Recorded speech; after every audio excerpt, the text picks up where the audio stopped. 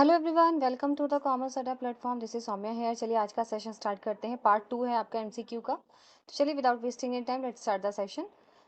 सबसे पहले आपका क्वेश्चन है आपकी स्क्रीन पर, disinvestment of public sector undertakings results in. आपके ऑप्शन है increase in assets, reduction of financial assets of the government, increase in government या फिर क्रिएशन ऑफ रेवेन्यू रिसिट्स। और इसके लिए आपको मिलते हैं सिर्फ 30 सेकेंड। इससे ज़्यादा मैं आप बिल्कुल भी टाइम नहीं दूंगी।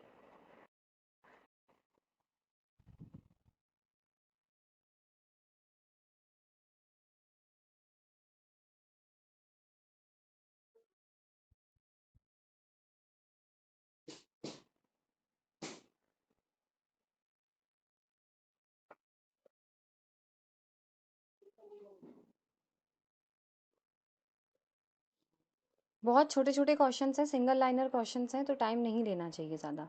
चलिए time is up and your right answer is option number B. मैंने आपसे बोला था कि अगर यहाँ पे क्वेश्चन समझो, डिसइन्वेस्टमेंट ऑफ पब्लिक सेक्टर का मतलब ये होता है कि जो पब्लिक कंपनीज नहीं होती हैं, आप लोगों ने देखा होगा बहुत सारी कंपनीज जो होती है जो पब्लिक कंपनीज होती हैं। तो जो पब्लिक सेक्टर कंपनीज होती हैं जिन्हें हम पीएसयूज बोलते हैं, तो गवर्नमेंट उनके शेयर्स बेच देती है। उनके शेयर्स क्या करती है? बेच देती है। इसे बोलते हैं डिसइन्वेस्टमेंट। अब मैम बेच देगी तो कैश तो आ जाएगा, लेकिन बेटा आपकी एसेट्स तो चली गई। देखो शेयर्स एक तरीके के एसेट्स में ही आते हैं, फाइनेंशियल एसेट्स के अंदर आते हैं। तो गवर्नमेंट के पास से एसेट्स तो कम हो गया ना, भला ही कैश आ गया हो। तो डिसइन्वेस्टमेंट मतलब reduction of financial assets of the government.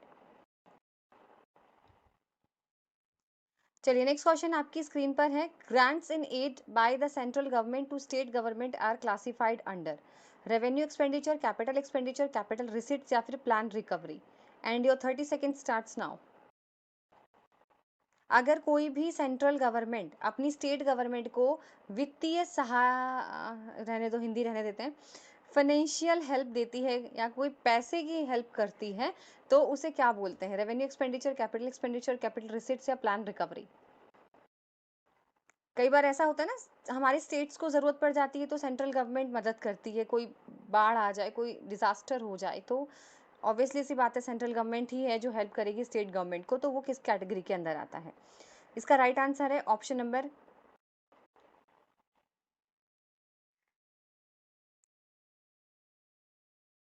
B, यानी कैपिटल एक्सपेंडिचर।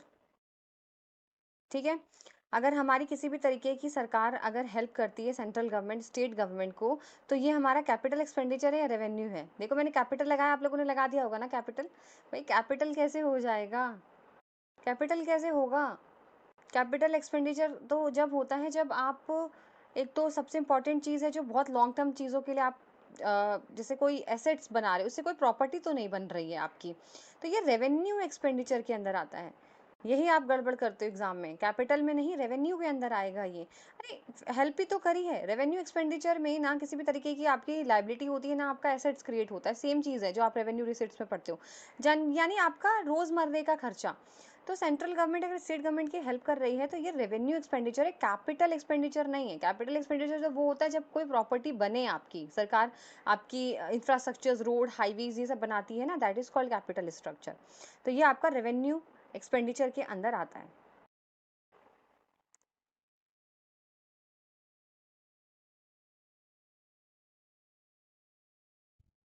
चलिए नेक्स्ट क्वेश्चन है, expenditure incurred on the construction of new national highways classified as revenue expenditure, capital expenditure, development revenue या फिर non plan. आप बताइए इसका answer.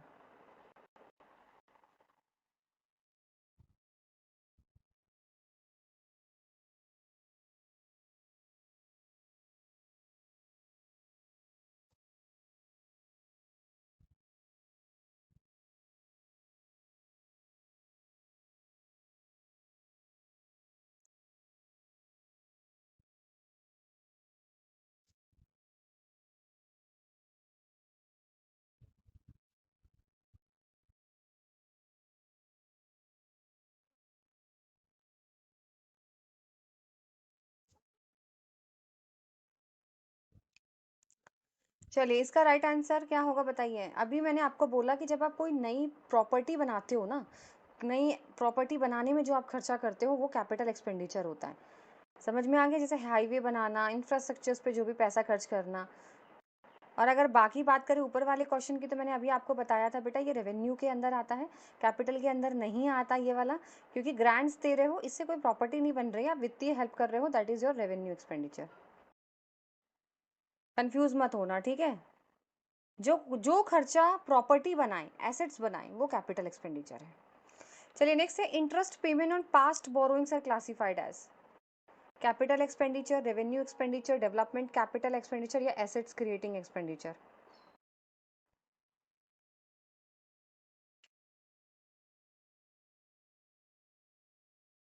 आपने पहले उधार लिया होगा कभी, उस पे आपको ब्याज जो देना पड़ता है, वो क्या चीज़ क्या बोला जाता है उसे?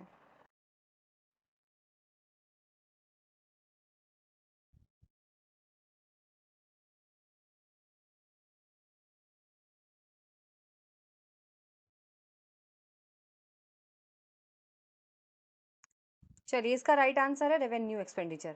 भाई ब्याज पे कर रहे हो, इससे कोई एसेट्स का तो नहीं बन रहा है ना, खर्चा है, छोटा मोटा खर्चा है भाई, ब्याज देना आपका रोजमर्रे का ही खर्चा होता है, हर महीने आप पे करते हो, that is called revenue expenditure. अब आपको मैंने कई एग्जाम्पल दे दिए, अब आप कंफ्यूज नहीं होना चाहिए आपको। Expenditure on defense, interest payment and administrative services generally falls under development expenditure, non-development expenditure, capital formation या revenue generation. And your 30 seconds starts now. जब आप डिफेंस पे खर्चा करते हो, इंटरेस्ट वगैरह ब्याज देने में खर्चा करते हो, तो वो कौन सा एक्सपेंडिचर होता है?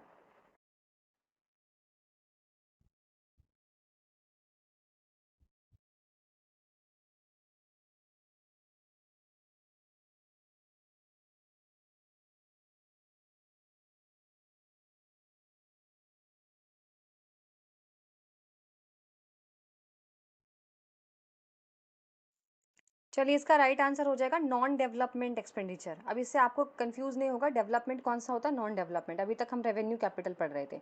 देखो डिफेंस में खर्चा करते हो, डिफेंस अपना, आपकी आर्मी, आपकी सीआईएसएफ, आपकी जो भी ये डिफेंसेस हैं, ठीक है, इंटरेस्ट पेमेंट खर्चा कर रहे हो, ये नॉन डेवलपमेंट एक्सपेंडिचर होते हैं। क्या इससे कोई विकास हो रहा है हमारी हमारी इंडिया में, हमारी कंट्री में कोई विकास होता है इससे? नहीं मैम, ब्याज देने से, डिफेंस पे खर्चा करने से तो कोई विकास नहीं हो रहा, तो that is called non development expenditure. खर्चा तो कर रहे हैं पर हमारी देश का विकास नहीं होता इन सब चीज़ों से, that is called non development. तो मैम विकास कैसे होता है वो हम आगे क्वेश्चन आएगा फिर आपको बताते हैं। नेक्स्ट क्वेश्चन है, which are the following expenditures directly leads to the creation of physical और फाइनेंशियल एसेट्स। कैपिटल के बारे में बोला जा रहा है बेटा, ये बताइए कि कौन सा खर्चा है जिससे आपकी एसेट्स बढ़ती है, क्रिएट होती है, that is called capital expenditure. अब इसका एग्जाम्पल बताइए कौन सा है?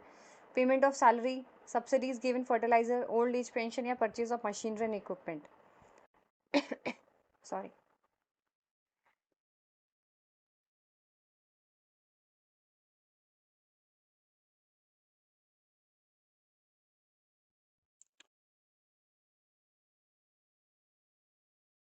चलिए इसका राइट आंसर है ऑप्शन नंबर सी। जब आप कोई मशीनरी खरीदते हो, इक्विपमेंट खरीदते हो, तो एसेट्स बढ़ते हैं ना, एसेट्स क्रिएशन होता है ना। मशीन लाते हो भाई, अपने घर में फर्नीचर लाओगे तो क्या होगा, एसेट्स क्रिएट होंगे।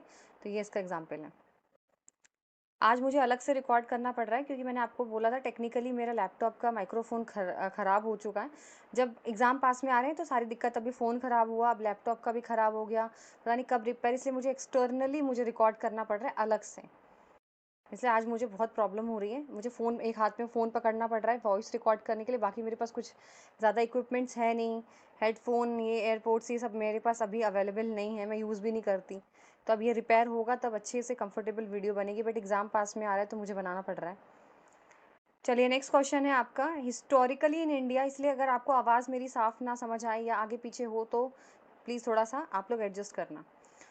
Historically in India plan expenditures refers to expenditure in corridor. अब बताइए प्लान कौन सा होता है? अभी मैंने आपको ना डेवलपमेंट वाला वही बताना है आपको।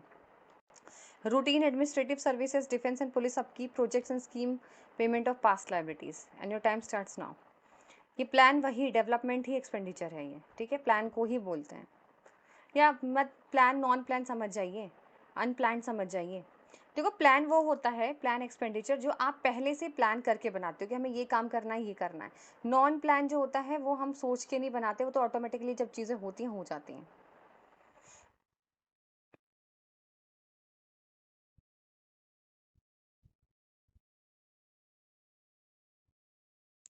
चलिए, time is up and your right answer is option number B, project and schemes included in 5 year plan. देखो, जहाँ पे आप 5 साल के लिए प्लान बना रहे हो सोच समझ के, 5 साल बहुत मायने रखता है। आपके नेशनल प्लानिंग कमीशन जो पहले 5 ईयर प्लान आप लोग नाम से जानते थे, वही चीज़ के बारे में बात कर रहे हैं। चलिए नेक्स्ट क्वेश्चन, अब आप डेवलपमेंट एक्सपेंडिचर समझो। Expenditure on education, public health and industrial development is classified as non development, development, non plan, purely non productive. बताइए, अगर सरकार जो है वो एजुकेशन पे खर्चा कर रही है, पब्लिक के हेल्थ पे खर्चा करती है, इंडस्ट्रीज पे खर्चा कर रही है, तो उसे क्या बोलते हैं? क्या इन सब चीज़ों के खर्चे से आपके देश का विकास हो रहा है? यस मैम, बिल्कुल हो रहा है। पढ़ाई अच्छी होगी, जो कि नहीं है। हमारे हम इंडिया में भी आप लोग देख रहे हो कितना प्रोटेस्ट चल रहा है, कभी कुछ कभी कुछ कभी कुछ, ये सिस्टम सुधरेगा भी नहीं। ठीक है, तो एजुकेशन खराब चल रहा है, हेल्थ तो तुम छोड़ ही दो। आए दिन लोग मार रहे हैं हॉस्पिटल में डॉक्टर्स, डॉक्टर का भी अलग बिजनेस है, एजुकेशन भी, सब बिजनेस हो चुका है आज के टाइम पे। तो इसे बोलते हैं डेवलपमेंट, इसका राइट आंसर। क्योंकि देखो, अगर आप एजुकेशन पे खर्चा करते हो, पब्लिक हेल्थ पे सरकार खर्चा करती है, तो ये आपका विकास होगा, इससे आपके देश का विकास होगा, इसलिए इसको बोलते हैं डेवलपमेंट एक्सपेंडिचर, जो कि हमारी सरकार तो कुछ नहीं करती। खैर, इसमें सिर्फ बांटना सही नहीं है, बीजेपी कांग्रेस कोई ही नहीं करता। ठीक है, मेन तो यह चीज़ है NOTA। अगर मैं वोट देने जाऊँ तो मैं NOTA को देकर आऊँ, नन ऑफ दी अबव, क्योंकि कोई नहीं करने वाला कुछ भी। ठीक है, तो यहाँ पे कोई ऐसा पर्टिकुलर कोई वही वाली बात नहीं कि ये सरकार अच्छी, कोई ढंग कुछ नहीं होने वाला इस देश का, हमारे का तो कुछ नहीं। चलिए नेक्स्ट है, revenue deficit is defined as, formula बता दीजिए रेवेन्यू डेफिसिट का। Total expenditure minus total receipt, physical deficit minus payment, revenue expenditure minus revenue receipts, capital expenditure minus capital receipts. अब तो ऐसा हो गया है कि कोई भी कुछ भी बने, मतलब यहाँ पे कुछ भी अच्छा होना तो इम्पॉसिबल ही लग रहा है, कोई भी बन जाए, कुछ भी बन जाए।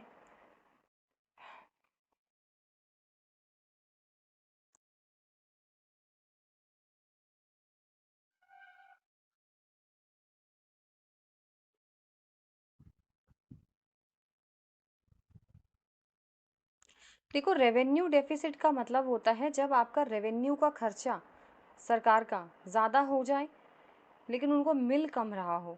खर्चा ज़्यादा यानी आमदनी अठन्नी, खर्चा रुपया हो रहा है, तो उसे रेवेन्यू डेफिसिट कहते हैं। यानी आपका रेवेन्यू एक्सपेंडिचर ज़्यादा हो जाए माइनस रेवेन्यू रिसिट्स।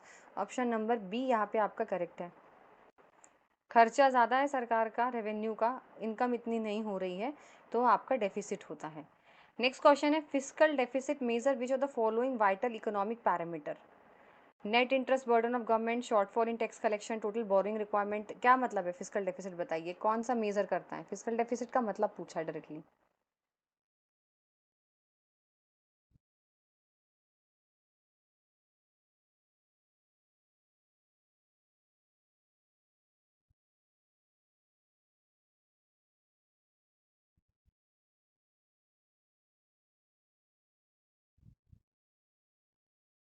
देखो, फिजिकल डेफिसिट का ही मतलब होता है कि सरकार ने कितना उधार ले रखा है, total borrowing requirement of the government, कितनी ज़रूरत है उधार लेने की सरकार को, बस, that is your physical. Next formula, primary deficit is calculated as physical deficit minus interest payment, total expenditure minus tax revenue, revenue deficit minus capital deficit, physical deficit plus borrowings, and your time starts now.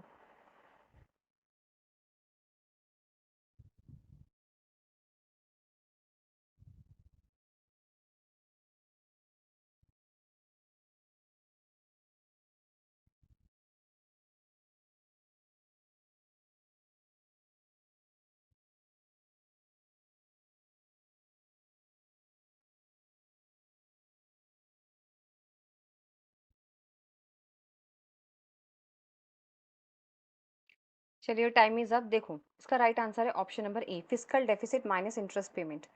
Primary deficit का मतलब ये होता है कि जब आपकी physical deficit यानी सरकार ने जितना भी कर्जा लिया है, सरकार ने जितना भी बोरोइंग्स लिए, उधार लिया है, ठीक है, उसमें से जो पिछले साल का उनका ब्याज है ना भाई, पिछले साल भी तो उधार लिया होगा, पुराना भी तो कोई उधार होगा जिस पे ये लोग ब्याज देते होंगे, उस ब्याज को हटा दीजिए, उस ब्याज को हटा दीजिए।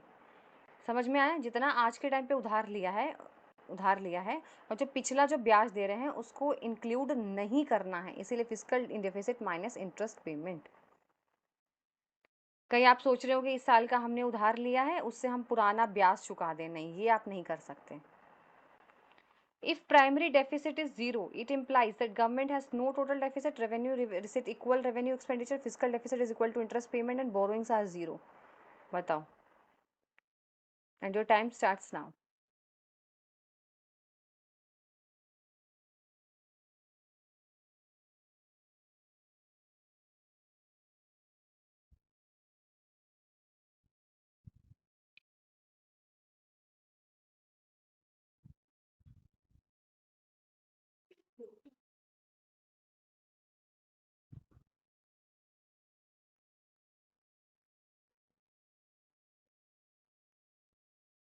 देखो मैंने अभी बोला था ना प्राइमरी डेफिसिट क्या होता है, लेकिन ये जीरो जब हो जाता है बेटा जब फिजिकल डेफिसिट इंटरेस्ट पेमेंट के बराबर हो जाए। यानी मैम जो अभी आपने बोरोइंग्स ली थी इस साल, जो भी आपने टोटल बोरोइंग्स टोटल उधार लिया है वो सारा आपने पुराना ब्याज चुकाने में ख़त्म कर दिया। पुराना जो ब्याज था उसको पूरा चुकाने में वो पूरा ख़त्म हो गया आपका। That is called physical deficit is equal to interest payment. चलिए नेक्स्ट क्वेश्चन है, which measures is directly aimed at reducing the physical deficit of the government? Increase subsidies, reducing government wasteful expenditure, increasing interest payment या decreasing tax rate? And your time starts now. हम लोग अपनी physical deficits को कम कैसे कर सकते हैं?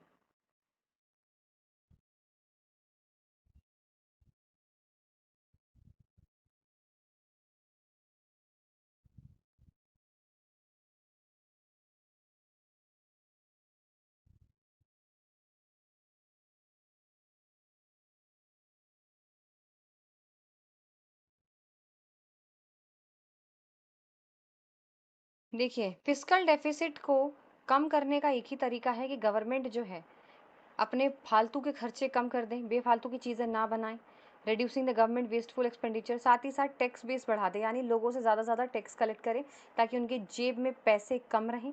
पैसे कम रहेंगे तो वो खरीदेंगे कम, डिमांड इतनी नहीं रहेगी और महंगाई नहीं आएगी। समझ में आ रहा है? यानी गवर्नमेंट एक तो अपना फालतू का पैसा मार्केट में लगाए नहीं, एक्सपेंडिचर ना करें, दूसरा टैक्स कलेक्ट ज़्यादा ज़्यादा करें लोगों के पास ताकि पैसे इतने ना रहे कि वो डिमांड को ज़्यादा ना बढ़ा पाएँ और महंगाई ना बढ़े।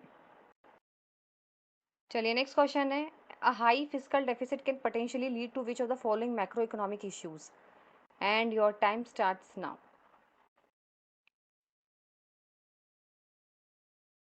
अभी मैंने इसका आंसर अभी जस्ट बता दिया आपको इस पुराने पिछले वाले क्वेश्चन में कि अगर आपका फिजिकल डेफिसिट ज़्यादा होगा तो क्या प्रॉब्लम हो सकती है।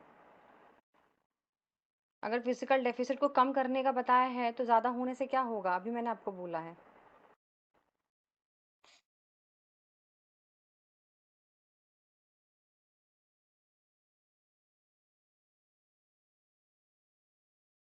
देखो भाई फिजिकल डेफिसिट अगर ज़्यादा होगा, सरकार बेफिजूल खर्चा करेगी तो मार्केट में पैसा बहुत ज़्यादा घूमेगा, साथ ही साथ इससे महंगाई बढ़ेगी, साथ ही साथ डेट ट्रैप में भी फंसते चले जाएंगे सरकार, उधार पे उधार लेते चले जाएंगे, उधार पे उधार ब्याज पे ब्याज चढ़ता चला जाएगा उनके। इसीलिए बहुत ज़रूरी है कि उन्हें अपना खर्चा कम करना है। ऑप्शन नंबर बी करेक्ट हो जाएगा, inflationary pressure and debt trap.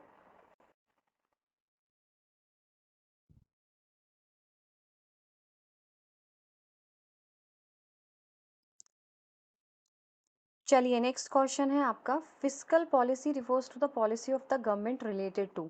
आपके ऑप्शन है money supply and credit, taxation, government expenditure and public borrowing, foreign trade tariffs only या फिर stock market regulation. And your 30 second starts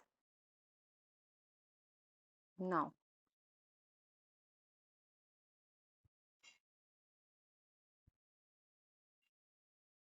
physical policy के अंदर तीन चीज़ें आती हैं, वो आपको याद रखनी पड़ेंगी। तीन चीज़ कौन कौन सी आती हैं?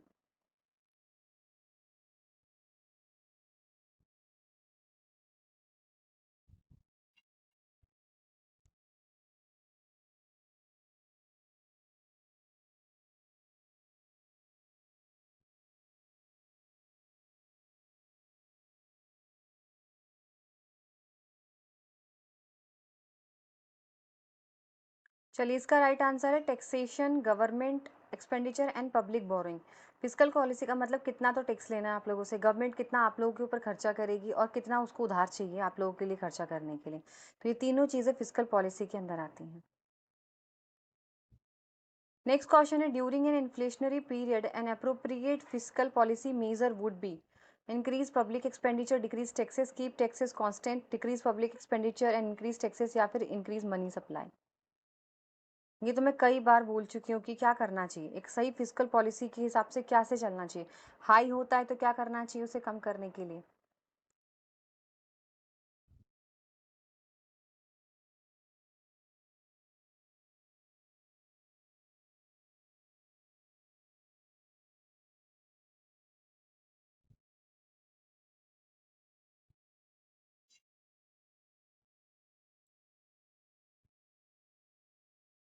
चलिए, इसका राइट आंसर अभी बोला था मैंने आपको कि लोगों का खर्चा कम करवाइए और उनके टैक्स बढ़वाइए।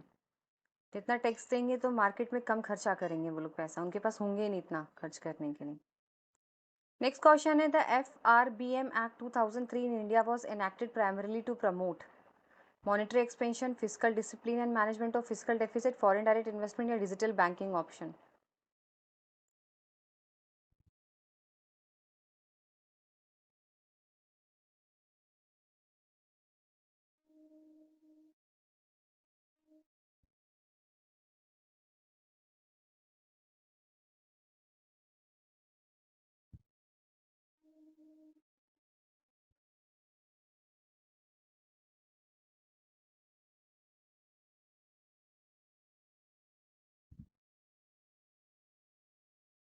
चलिए, इसका राइट आंसर है physical discipline and management of physical deficit.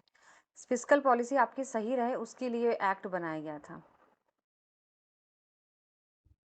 Next question है, when revenue deficit occur it indicates that the government is. आपकी ऑप्शन है using savings of other sector to finance day to day और consumption expenditure, creating long term capital asset for future generations, earning surplus non tax revenue, या फिर meeting all the past interest obligation efficiently.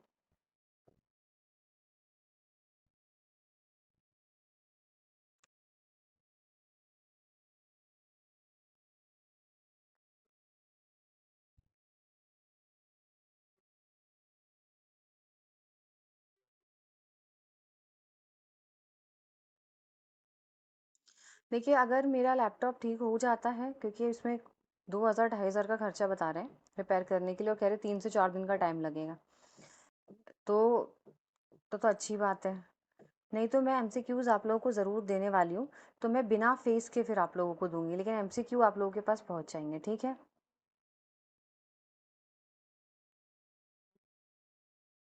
इसका option है, option number A correct है। देखो, revenue deficit वही होता है ना जब आप सरकार का जो रोज़मर्रे का खर्चा ज़्यादा हो रहा है लेकिन रोज़मर्रे की कमाई कम हो रही है, तो उसमें ये लोग क्या करते हैं, फिर गवर्नमेंट क्या करेगा कि भाई कमाई कम हो रही है, खर्चा ज़्यादा हो रहा है, तो वो जो और भी बाकी सेक्टर्स होते हैं ना उनके बचे हुए पैसे का इस्तेमाल करने लगते हैं और अपने खर्चों को पूरा करते हैं वो लोग, या फिर उधार भी ले लेते हैं या बची हुई बचत का इस्तेमाल कर लेते हैं।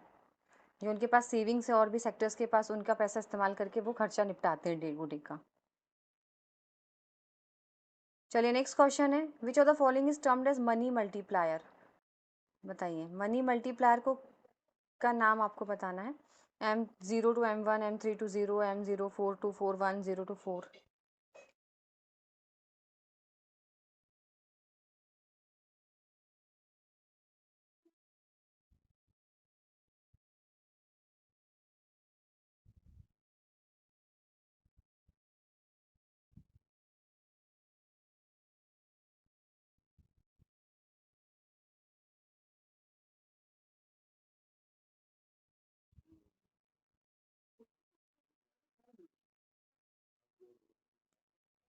चलिए, इसका राइट आंसर है M3 to M0, option number B. देखो, M0 क्या होता है, M0 का मतलब, मनी मल्टीप्लायर का मतलब ये होता है कि देखो आपकी मार्केट में 100 रुपये आया और 100 रुपये से बन बन के 5000 रुपये बन गए या 500 बन गए, डबल ट्रिपल हो जाता है मनी आपका। M0 का मतलब जो सरकार प्रिंट करती है पैसा, जो आप 100 का नोट 200 का नोट जो प्रिंट करती है, यानी मार्केट में उसने जितने पैसे डाला, 100 का नोट 200 का 500 का, जो आप इस्तेमाल करते हो, फिर वही पैसा आप डिपॉजिट करते हो, आपका डिपॉजिट किया हुआ पैसा किसी को लोन में दे दिया जाता है, वो फिर दुकान में शॉपिंग करता है, फिर पैसा घूम फिर के वो 100 रुपये आपका 500 बन जाता है, that is called M3। M0 से M3 तक चला जाता है, ठीक है।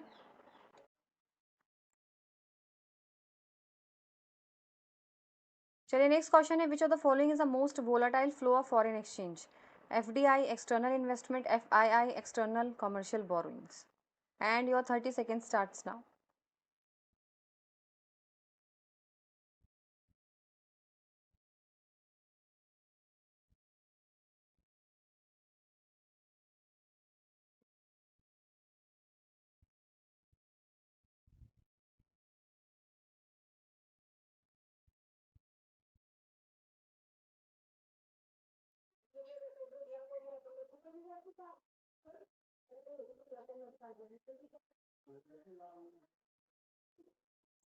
चलिए, आपका टाइम यहाँ पे होता है ओवर। राइट आंसर है फॉरेन इंस्टीट्यूशनल इन्वेस्टर, एफआईआई। देखो, एफआईआई ऐसे इन्वेस्टर्स होते हैं जो स्टॉक मार्केट में पैसा लगाते हैं, लेकिन वो इतने शातिर होते हैं कि अगर उन्हें ऐसा लगता है ना कि थोड़ा सा भी रिस्क हो रहा है या फ्लक्चुएशन हो रही है, तो अपना पैसा हटाक से वहाँ से निकाल लेते हैं ये लोग। इसे बोलते हैं फॉरेन इंस्टीट्यूशनल इन्वेस्टर्स। इसलिए सबसे ज़्यादा वोलेटाइल होते हैं। वोलेटाइल का मतलब इनका कोई भरोसा नहीं है, कभी भी लुढ़क जाते हैं। मतलब जैसे लोटा होता है ना, इधर उधर अपने हिसाब से कभी भी वो, जैसा उनको लगता है कि रिस्क ज़्यादा हो रहा है, तो तुरंत अपना पैसा मार्केट से निकाल के कहीं और लगा देते हैं। नेक्स्ट क्वेश्चन है, what is the rate is not, which of the following rate is not determined by RBI? Bank rate, CRR, SLR, PLR. बताइए, आरबीआई कौन सा रेट नहीं आता? मैंने आपको बताया ना, क्वालिटेटिव और क्वांटिटेटिव, तो इनमें से कौन सा ऐसा नहीं है जो मैंने नहीं पढ़ाया हुआ इसमें से?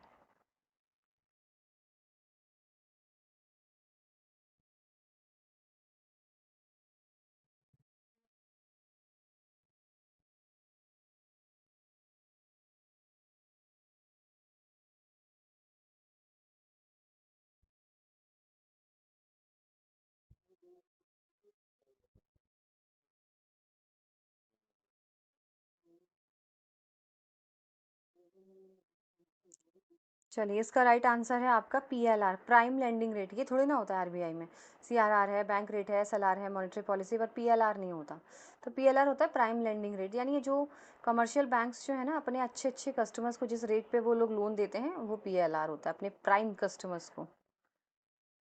नेक्स्ट है, what is green banking? Banking financing on the pro environment project, banking financing to irrigation, to agriculture या टू फार्मर। बताइए।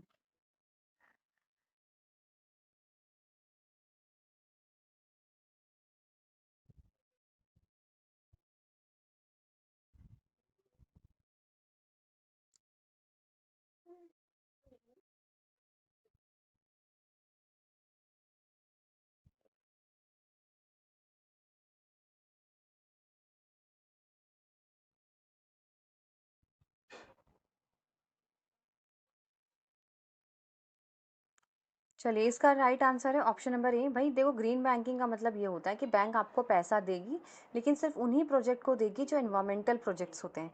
आपका पोल्यूशन के हिसाब से, पेड़ों के लिए, मतलब जो आपके पर्यावरण के लिए आपने कोई प्रोजेक्ट लिया है, तो उसमें अगर आपको लोन लेना है, पैसा देना है, that is called green banking.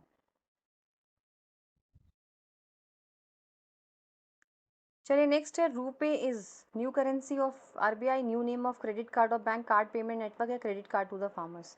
ये तो आप लोगों को पता होना चाहिए भाई, आप लोग आजकल के बच्चे बहुत यूज़ करते हैं ये चीज़ें।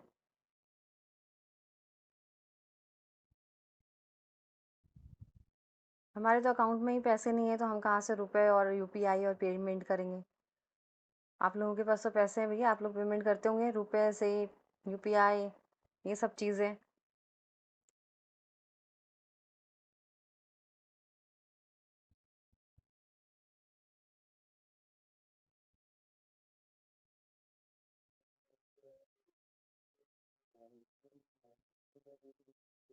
चलिए, इसका आंसर है card payment network. Card payment network वो नेटवर्क होता है जो से रुपए आप लोग यूपीआई वगैरह करते हो ना, तो ये कार्ड पेमेंट का ही नेटवर्क होता है रुपए, ठीक है। चलिए, नेक्स्ट क्वेश्चन है, which of the following is not helpful in the controlling the money supply? Money supply control करने का कौन सा इसमें से मेथड नहीं है? Free market policy, bank rate, CRR, या चेंज इन मार्जिन रिक्वायरमेंट। वही सेम चीज़ पूछी गई है, बताइए कौन सा इसमें से आपने जो नहीं पढ़ा है, qualitative and quantitative instrument of the monetary policy.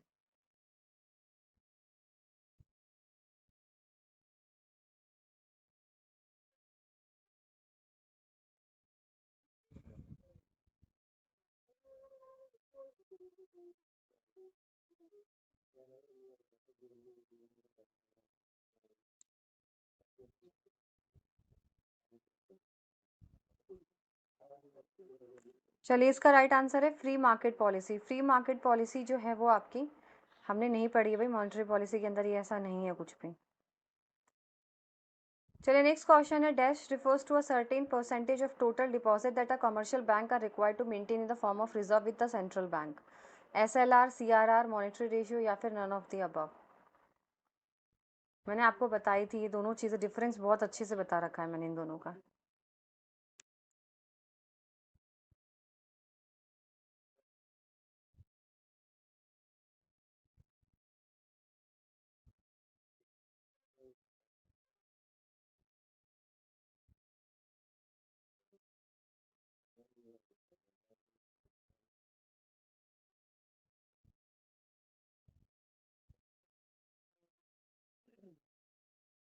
चलिए, इसका जो राइट आंसर है option number B, cash reserve ratio. मैंने आपको बताया था कि कैश रिजर्व रेशियो वो रेशियो होता है जो कमर्शियल बैंक जो है वो कुछ कैश के फॉर्म में रखती है, सेंट्रल बैंक के पास रखती है। लेकिन एसएलआर अपने पास ही रखती है, कैश में भी रख सकती है, सिक्योरिटीज गोल्ड किसी फॉर्म में भी रख सकती है। ये आपका डिफरेंस है। नेक्स्ट है देना बैंक, देना and Vijaya bank were merged with effect from April 1 2019। Punjab national bank, Canara bank, union bank of India या फिर bank of Baroda.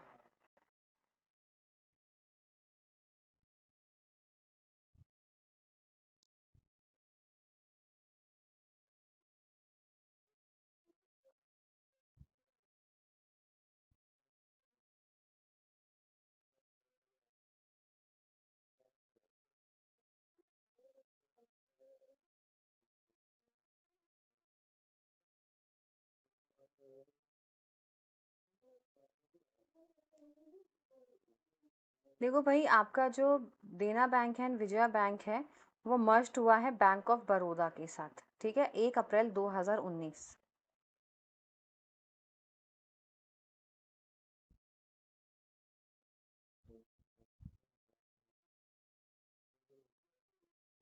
Capital expenditure of the government is that expenditure which does not create any asset for government, create asset for the government, does not cause any reduction in liabilities of the government, none of these.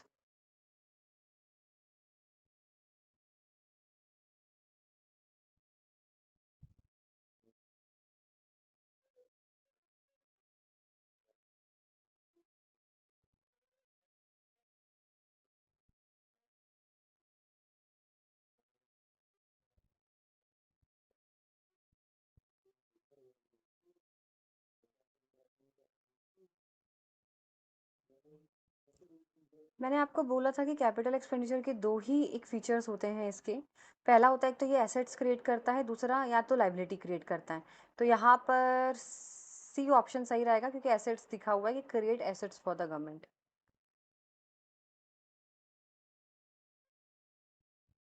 Dash is the equal to the excess of total expenditure over the sum of the revenue receipts and capital receipts excluding borrowings. Revenue deficit, primary deficit, physical deficit या फिर none of these.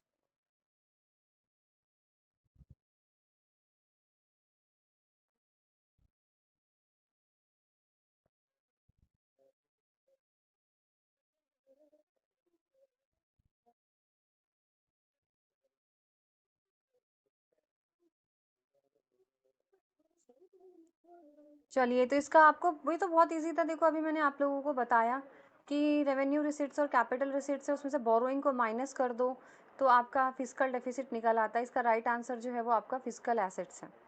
ठीक है, यही पूरा formula है, proper वही चीज़ है same, बस उसमें छोटा फॉर्मूला था, इसमें थोड़ा सा बड़ा करके दे दिया है। चीज़ें वही हैं, ठीक है, घुमा फिरा के क्वेश्चन वही है, वही वाली बात है। चलिए नेक्स्ट बताइए, नेक्स्ट क्वेश्चन आपकी स्क्रीन पर है। Borrowings, recovery of loans and receipts from disinvestment by government are classified as, वही सेम चीज़ फिर से आ चुकी है, बट अच्छा है आप लोगों की प्रैक्टिस हो जाएगी। बताइए भाई, अगर आप उधार ले रहे हो या लोन को लोन का रिकवरी कर रहे हो, रिसिट्स कर रहे हो, तो that is called revenue receipts या फिर कैपिटल रिसिट्स। बड़ी बड़ी चीज़ें हैं तो डेफिनेटली इसी बात है कि आप यहाँ पे क्या लगाओगे वो अब देखो।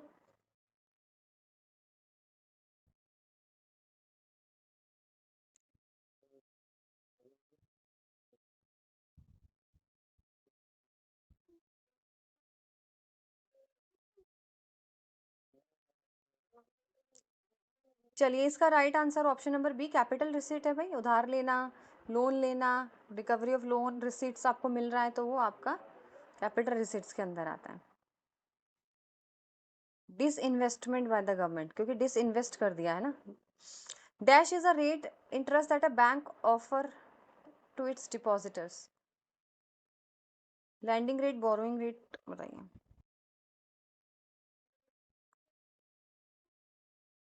ये वही रेट होता है जहां पर बैंक जो है कौन से रेट पर ऑफर करते हैं अपने डिपॉजिटर्स को, लैंडिंग रेट या बोरोइंग रेट। क्या मतलब टेक्निकल नाम क्या लिया जाता है, बोलते क्या है उसको, बस ये बोलना है, इसमें कुछ समझने वाली चीज़ नहीं है।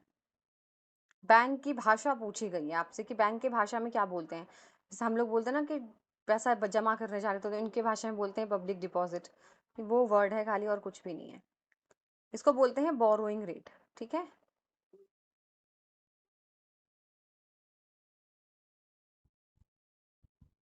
चलिए नेक्स्ट क्वेश्चन है, cash credit is classified under which function of commercial bank, primary, secondary, both या फिर नीदर। याद रखिएगा इसके दो ही फंक्शंस होते हैं बेटा, और दो फंक्शंस आप लोगों को याद रखने हैं, प्राइमरी है और सेकेंडरी है। प्राइमरी के अंदर सिर्फ दो चीज़ होती है, सेकेंडरी में मैंने आपको पूरा चैप्टर कराया ये। ठीक है, तो इसलिए आप लोग ये क्वेश्चन करिए, रिवीजन ही है आप लोगों का।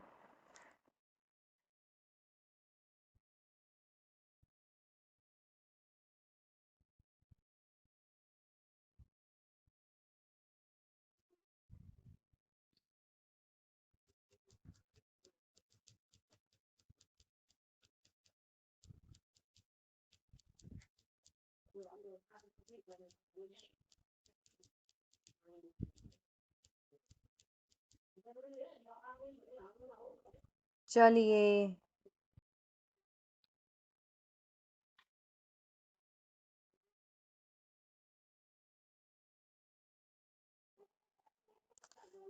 हो गया, ठीक है। चलिए देखिए इसका आंसर होने वाला है प्राइमरी फंक्शन। प्राइमरी फंक्शन दो होते हैं, एक तो आपका डिपॉजिट, भाई आपकी डिपॉजिट एक्सेप्ट करेगा सेविंग करेंट, और दूसरा आपको लोन देना। आपकी डिपॉजिट एक्सेप्ट करना और आपको लोन देना, तो ये जो कैश क्रेडिट हो गया, ओवरड्राफ्ट हो गया, discounting commercial bills, demand loans, ये आपके लोन देने के अंदर ही आते हैं। तो लोन देना क्या होता है, आपका प्राइमरी फंक्शन ही है। ठीक है, लेकिन सेकेंडरी में तो एजेंसी फंक्शंस, ये सारे चेक ट्रांसफर ऑफ फंड्स, ये सब चीज़ें आती हैं। तो प्राइमरी फंक्शन इसका राइट आंसर है, क्योंकि कैश क्रेडिट का मतलब लोन देना ही होता है, तो इसके दो फंक्शन है, डिपॉजिट एक्सेप्ट करना और लोन देना। चलिए नेक्स्ट क्वेश्चन है, HDFC bank is which type of a bank, बताइए।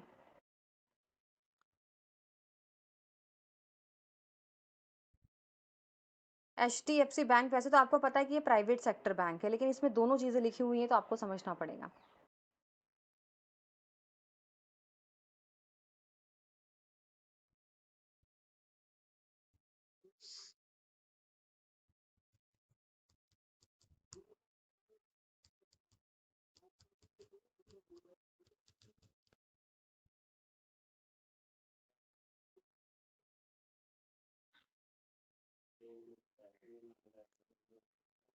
देखो भाई, ऑप्शन नंबर बी, वैसे तो ये प्राइवेट सेक्टर बैंक ही होते हैं HDFC, लेकिन ये पब्लिक लिमिटेड है।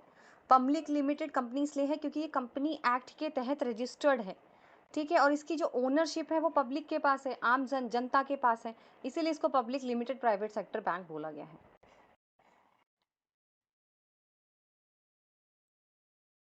नेक्स्ट क्वेश्चन है, overdraft facilities in which a bank allows dash account holder to withdraw their accounts by a specified limit, fixed, salary, saving या करंट, मतलब कौन से अकाउंट में ये फैसिलिटीज आपको मिलती हैं।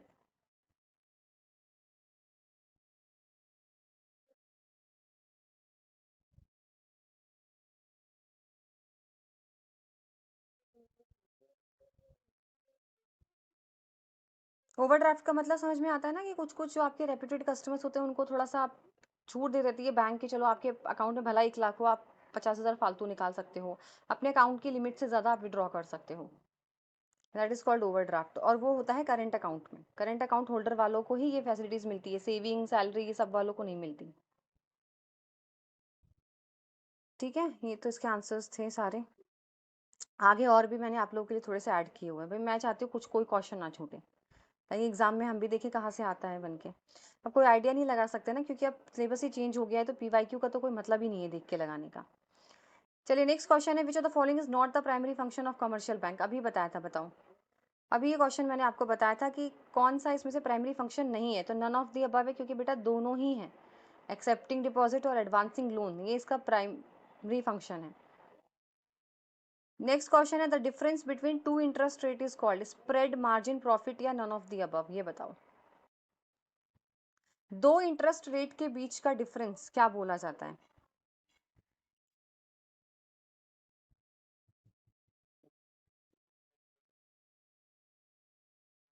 दो इंटरेस्ट रेट के बीच का डिफरेंस।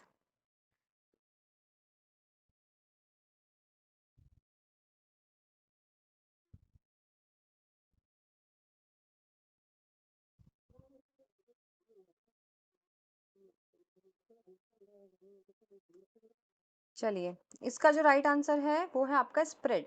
अब देखो स्प्रेड को ढंग से समझो, बैंक जिस रेट पर जनता या आप लोगों को जो लोन देता है, ठीक है, बैंक जिस रेट पे आप लोगों को लोन देता है, और जिस रेट पर डिपॉजिट पर ब्याज देता है, डिपॉजिट पे जैसे जो ब्याज मिलता है, उन दोनों के बीच का डिफरेंस है ये spread. Landing rate minus deposit rate, landing rate वही जो आप लोन लोगे तो आपसे जो ब्याज लिया जाएगा, और दूसरा जो आप पैसा जमा करते हो उस पर जिसका आपको ब्याज मिलता है, उन दोनों का डिफरेंस यहाँ पर स्प्रेड के नाम से जाना जाता है। चलिए नेक्स्ट क्वेश्चन है आपकी स्क्रीन पर। When the estimated receipt is equal to estimated expenditure, but the budget is said to be surplus, deficit, balanced या फिर none of these। भाई जब आपका खर्चा आपके रिसिट से बराबर हो जाए तो उसे क्या बोलते हैं? सरप्लस, डेफिसिट, बैलेंस या नॉन ऑफ दीज?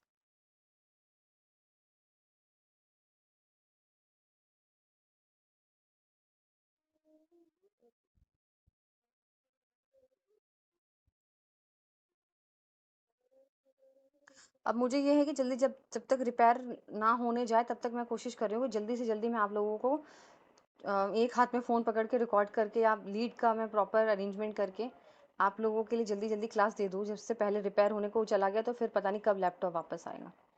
देखो बैलेंस्ड है, जब दोनों चीज़ें बराबर हैं तो बैलेंस्ड है। अगर रिसीट ज़्यादा है तो सरप्लस है, और डेफिसिट कब है? जब एक्सपेंडिचर ज़्यादा है। समझ में आ रहा है?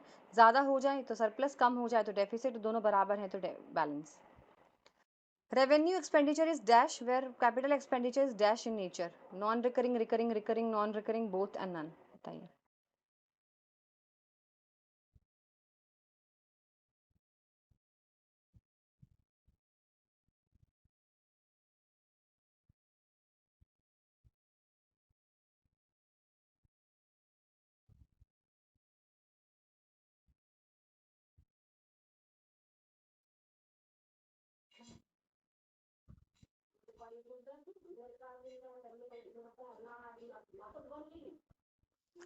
देखो रेवेन्यू एक्सपेंडिचर वो एक्सपेंडिचर होता है जो आप डेली का खर्चा करते हो, डेली का खर्चा जो रिकरिंग है। रिकरिंग का मतलब बार बार होना, लेकिन कैपिटल एक्सपेंडिचर बेटा रोज रोज नहीं किया जाता क्योंकि बहुत बड़ा इन्वेस्टमेंट है, इसीलिए वो होता है नॉन रिकरिंग।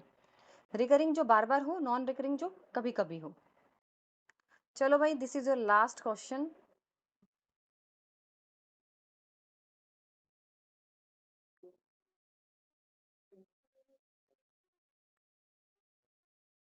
मैच करना है इसमें से कि कौन सा स्टेटमेंट सही है। सही का मतलब आपको क्रॉस मैच नहीं करना है, आपको ये बताना है कि 1 का ए है, 2 का बी है, 3 का सी है और 4 का डी है। तो इनमें से कौन सा स्टेटमेंट सही है? चारों में से कौन किसके साथ सही वाला मैच कर रहा है? बताइए। सरप्लस बजट का मतलब यूज टू करेक्ट, या मानिए ये बराबर बराबर है बेटा, आपको ये बताना है इन दोनों में से कौन सा स्टेटमेंट सही है। पहला वाला, दूसरा वाला, तीसरा वाला, चौथा वाला, ये बताना है आपको।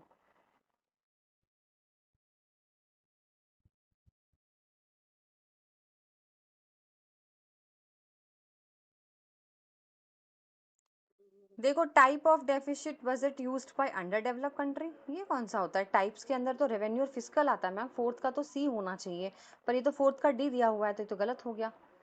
बैलेंस बजट, बैलेंस बजट जब होता है जब बजट एक्सपेंडिचर बजट रिसिट्स के बराबर हो। चलो हम सही सही मैच करते हैं, ठीक है। वैसे तो ये मैचिंग वाला क्वेश्चन नहीं था, इसमें आपको सही बताना था, पर हम मैच करते हैं। टाइप ऑफ डेफिसिट बजट तो ये होता है रेवेन्यू फिस्कल। बैलेंस बजट वो होता है budget expenditure equal to budget revenue, ठीक है। डेफिसिट बजट होता है जो अंडर डेवलप्ड कंट्रीज होती हैं, भाई आपका बजट ही गड़बड़ा चुका है तो फिर वो तो जो अंडर डेवलप्ड कंट्रीज है उनके साथ होता है। Surplus budget is use to correct inflation, surplus budget is use to correct, महंगाई को सही करने के लिए सरप्लस बजट का यूज किया गया है यहाँ पर। तो ये वाला स्टेटमेंट बिल्कुल करेक्ट है, फर्स्ट वाला। ठीक है, तो फर्स्ट आपका आंसर करेक्ट हो जाएगा।